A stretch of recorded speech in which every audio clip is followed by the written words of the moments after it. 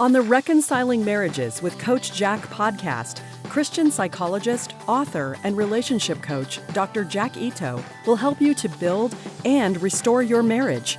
By learning just a few relationship skills, you can help your spouse enjoy your relationship more while getting more love and affection from your spouse. Listen to Coach Jack as he helps you with one more step toward a marriage both you and your spouse will love. I fell in love with a young woman many years ago when I was a young man. Despite doing my best to maintain the relationship with her, I was very needy and she ended our relationship. There was part of me that knew I needed to emotionally move on, but there was another part of me which just didn't know how to let go. Like me, most people have loved and lost, or at some point they will. And like me, many people have had trouble letting go. This can impair their ability to fully love their current partner.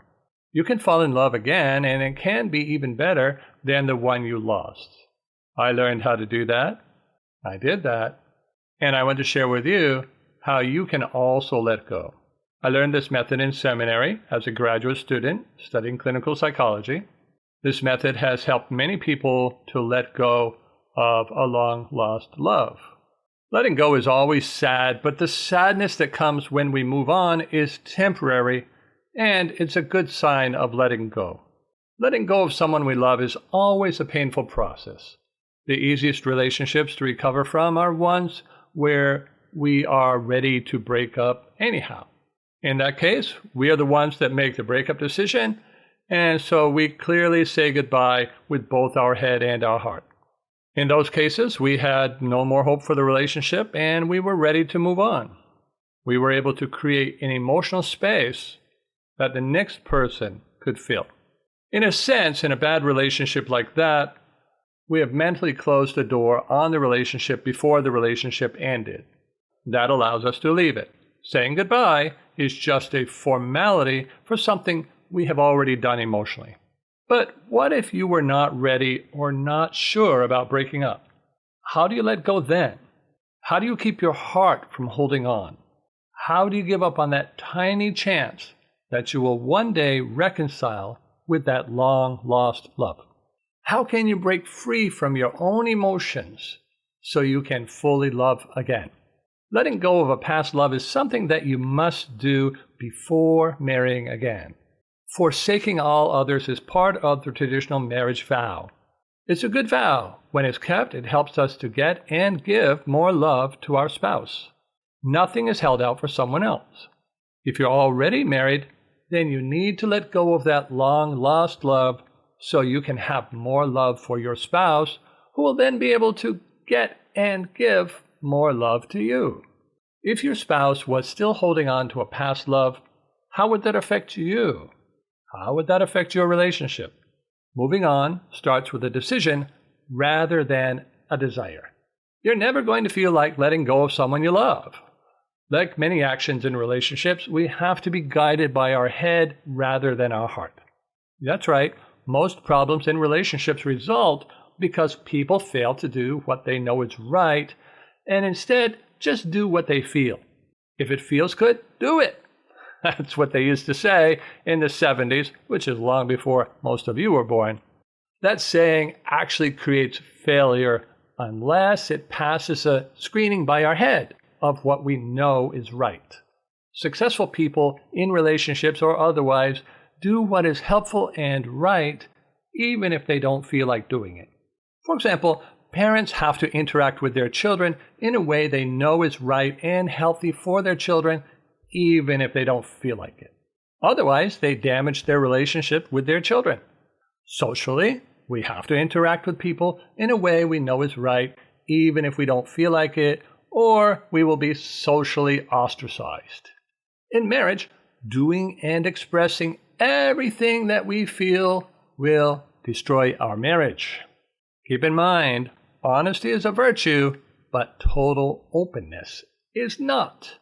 If you don't feel like letting go and you're not going to, then don't marry, because that won't make you let go. If you are married already, start planning what you're going to do after your divorce or your spouse's affair. then that just might help you to make the hard decision to let go of that past love. To make it a little easier, it does help to realize that letting go doesn't mean forgetting. We will never forget someone important to us. Hopefully not. Letting go is not a denial, and it's not a betrayal of what we had before. Also, letting go doesn't mean that your past love is any less important to you.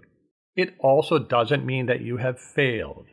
Letting go is simply an acceptance that you will never again be with that person. It does bring tears, but tears are followed by peace and then renewed interest in living. It will also help you to experience a more intense love in the present. Until you make a decision to let go, you just won't be able to let go. Well, what if you can't decide whether to let go or to hold on? As a relationship coach, I've helped many people to help their spouses to make this decision. It's somewhat similar to making a spouse decide which partner they want to be with in the case of affairs. When the partner having the affair does not have to decide, generally they won't, even if they know they should. They know they should, but they continue to struggle, not wanting to give up their affair partner and not wanting to give up their spouse either. They have to actually be put in a position where they will lose their spouse if they don't decide. If their marital relationship is basically good, the spouse having the affair ends the affair. It's still their decision, of course, but they needed a big push to make it. For the faithful partner, this turns out to be the most loving thing to do. It's similar to helping someone quit drugs. Waiting patiently while they decide to do that is not such a loving thing, if we have the power to help them decide to quit those drugs. Being patient in such situations just prolongs problems, and it's not loving. Now, your spouse might not be giving you this kind of push to let go of a long-lost love and might not even know that's your situation. However, you can give yourself a push. It's not going to be as powerful as your spouse doing it this way, but it can still be helpful.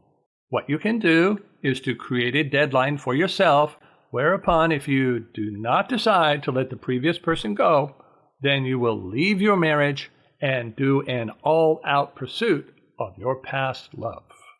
Simply planning to do this will help many people to let go, since the last thing that they want to have happen is to lose their marriage partner. This may sound extreme, but actually it turns out to be much better than depriving you and your spouse of the love you could have if you were able to let go. Better to let your spouse have someone who can actually forsake all others. Someone who can love him or her without loving somebody from the past even more. You will still have a better chance of reconciling if you can let go than if you wait until you and your spouse are no more than roommates. If you do an all-out pursuit of a past love, then it's either going to result in reconnecting with your past love, or you are going to utterly fail. It's much easier to let go of something if you have given your all. Without doing that, you will still have this little thought that if only I pursued a little bit more. If I were your spouse, I would encourage you to do that. I would rather have a spouse who leaves me for an ex than loves me half-heartedly. And it just might help you to let go of that ex so that we could finally have a really loving relationship. Okay, so maybe you've decided you really need to give up that past love. What do you do after you decide to let go? Letting go doesn't happen just because you decide to. Once the decision to move on has been made, then you need some way to get the emotional part of your mind to say goodbye. After all, we can't change our feelings by just deciding to. A good way to emotionally say goodbye is with a visualization exercise. This is what I learned in seminary, as I mentioned before. If you've not used visualization before, then it might seem rather weird to you. Whenever we daydream or we think about something that we're going to do in the future, we are using visualization. We are seeing something in our minds that has not actually happened. We can imagine our victory, for example, at a finish line before we even run the race. We can imagine a thinner, healthier self and compliments from others to encourage us to lose weight or eat right, and so on. Unsuccessful people, on the other hand, visualize too, but they visualize about their problems. They focus on their problems repeatedly. They see their problems happening over and over in their mind. Successful people visualize successfully accomplishing their goals, and they see this over and over again in their minds. This is visualization. You probably do it a lot without even thinking about it. When we remember the past, we are also visualizing, even if we don't see images. We can remember the way things actually occurred, and here is the great changing part. We can actually change the way we remember something. Our memories are malleable and can be easily changed. This is very helpful for bringing closure to a past event, even when closure didn't really occur at that time. We can bring closure mentally, emotionally, by imagining a closure that did not actually happen. And we can repeatedly review that memory that we have tweaked to put in that closure, and that will change the way that we feel about the memory, the way that we feel about that person, and it will help us to move on. This is an inner healing technique. Don't be mystified by those words. I'm not talking about California New Age stuff, okay? This is something I learned in seminary in psychology class, and I've successfully used it in my own life, as many athletes and successful people use visualization to do very many things. Let me give you some steps that you can take to move on from a past relationship using visualization. I have here 7 steps that you can use to move on from your past relationship. Number 1, find a quiet place where you will not be disturbed. Number 2, focus on slowing your breathing and relaxing. But don't fall asleep. Okay. You might dream, which is a kind of visualization. That's not what I'm talking about.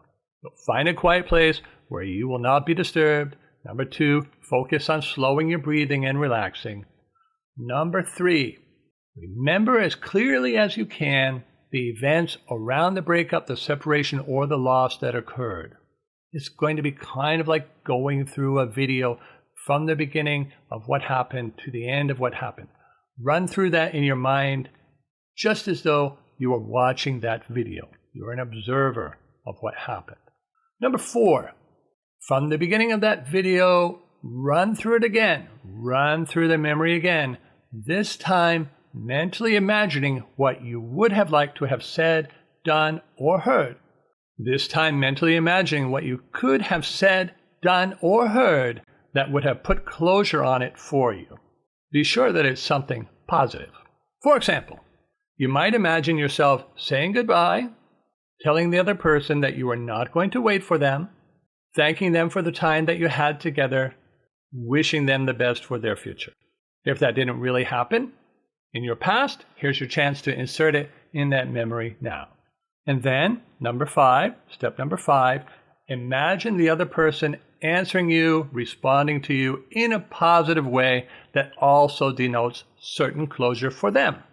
Number 6, be sure to end your mental imagery with imagining yourself saying goodbye. Don't have any see you laters when you're working on letting go.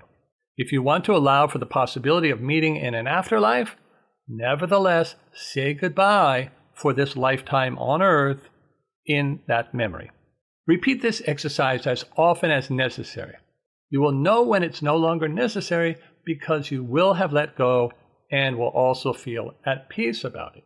Don't expect this is going to happen just by doing it once.